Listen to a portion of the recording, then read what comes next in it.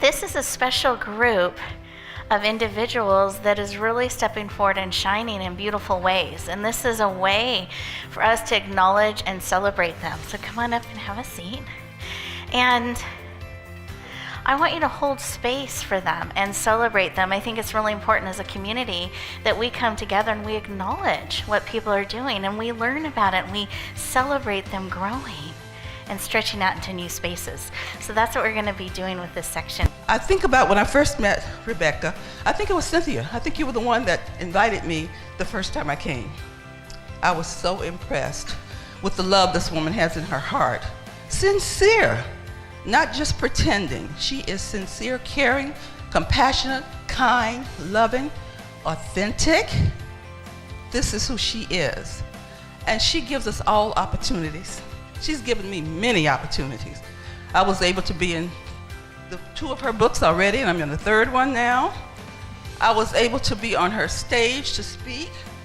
I was able to participate when she was doing the speakers contest. I mean, she just has the opportunity out there. I have learned so much from her. I remember when Kathleen was saying how she didn't know how to ask. I had the same challenge. I was listening to Kathleen and I said, that's me. Because one of the things when I did my speech for the speakers contest, she told me later, I asked for feedback. She said, you did a good job, but they really wanted you to make an offer. I didn't make an offer. I told them what I did, told them what I could do, but did I make an offer? No. And they went, when was she gonna offer something? Rebecca told me about that. I'm still learning. I'm still learning to make that offer. And she does it so well. I mean, she does it where she gives you an opportunity. If you take it, you take it.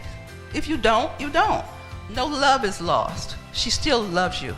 She still is out there reaching, bringing you in. So Cynthia and I have been on this journey for quite a while, and we share this passion for helping people be seen, helping them bring their message forward.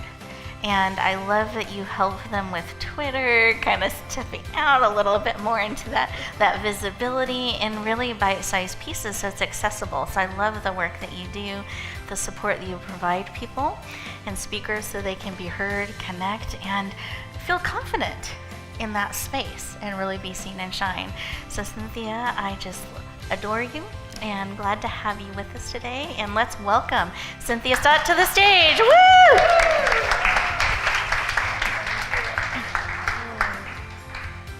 Beautiful. Visibility, I'm a global visibility expert, right? I'm an international speaker, mentor, coach, and those were 2 of my 5 phobias. My nickname in college was Miss Wiggles because my whole body shook and my lips quivered and I could barely get my words out. And I worked through that, and I worked with a lot of speaker coaches, including a world champion of public speaking. And then one day God said to me, you need to go to Rebecca's speaker training. And I liked her, and I knew about her, but I was like, but why? And God said, she's an authenticity expert. And when you work with her, you're going to deepen into, because I thought I was authentic. I thought I was telling my truth, but God knew different. And when I worked with her, in her beautiful, loving way, she encouraged me to step forward into something that I was hiding. I'm a business medium, an oracle, a channel for your higher self, but I worked at the Fed and I went to Bible college. I did not want to be out like that. And so Rebecca's very sneaky also, I will say. Strategic.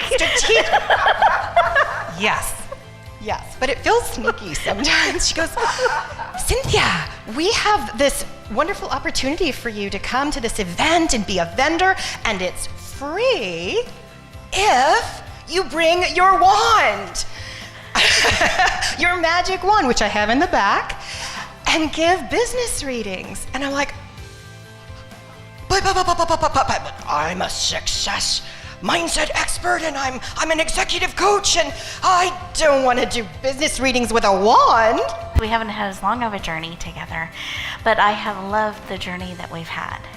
And I've been so impressed with how you show up in the world, how you bring your legacy forward of your grandma and all the different art forms that you express and help others connect with themselves really beautifully. What comes to mind for me is that she's the epitome of playfulness and depth. The giggle and then the depth, which I think is a very magical combination. Wouldn't you agree? Yeah. Playfulness and depth. Yeah? Yeah. Yeah. So I wanted to share some things that some other creative energies that have come to me because I said yes, and I wrote my chapter about my grandmother Rose. And when I was writing it, I was sharing about how as a little tiny girl living in an unsafe home where sexual abuse and violence were unfortunately a big part of my life, my artwork was a safe haven, one of my 2 safe havens. Grandma was the other one. And so I found that I had a voice with my artwork. I had some power. There was hope. It got me out of bed in the mornings. It really did keep me going. And so I was talking about in my chapter about my paper people, that I would create these amazing worlds of paper friends, even though I had a little girlfriend next door, but in the house I needed some friends, I needed some allies, so I created them. And I cut them out, and they were my peeps. And so when I was doing that, I realized, in my work today with women, I teach assertiveness, and a few men, but mostly women. I teach assertiveness even to health professionals that I would think, they have doctorates, and I would think that they would not need my services.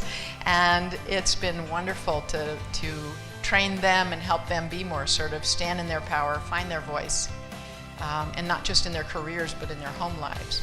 So one of the inspirations that came to me is back here, Color Me Empowered Play Shops. And so I was an illustrator in my past career, and I created this stand-up, and she's not this big. We don't color in this big. But it's to give a cheat sheet to women, and her clothes actually go on her, and they're cheat sheets for active listening, for speaking up, putting our big girl boots on, and saying yes, or I'll think about it, or no. Or no's sweeter cousin, no, thank you.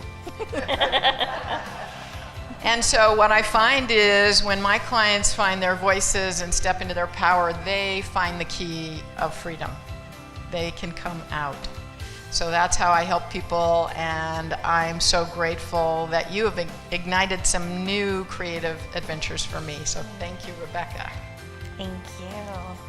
I'm so grateful for your friendship, for your sisterhood, for the passion that you have to make this world a better place, to empower us around our money. Because every $5 matters because you matter. And that's a legacy that she's sharing and spreading throughout the world, and a real passion to help the youth. And I see you standing in that place, helping so many people in a non-judgmental, safe, loving, practical, hands-on way that I appreciate about you. So can we warmly welcome Brandy T Jones to the stage? Woo!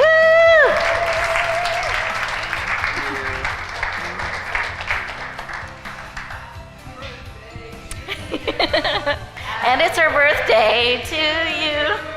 Happy birthday, dear Brandy. Happy birthday to you.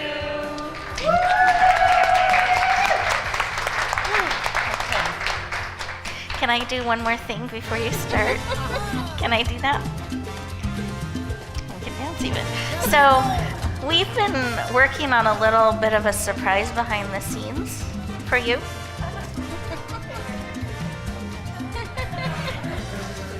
So I would love to present it to you.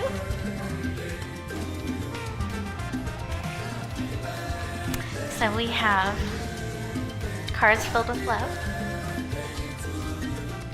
signed by each of us with love. Thank you. And we have more. We have been weaving in our love energy in that beautiful soup mixture all day for you.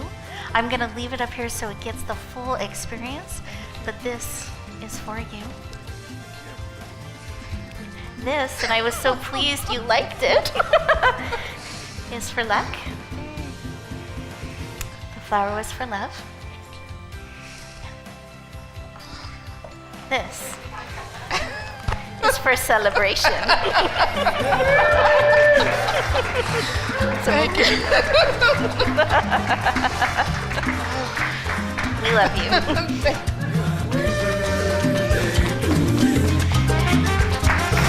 We'll give you a moment. You may. Strategic. I do this for you all, or your family, or your kids, because I used to be in a situation where I had to raise my daughter and didn't know how we was going to get there. It's been times when I had to give her the last piece of bread so that she could have and I did without.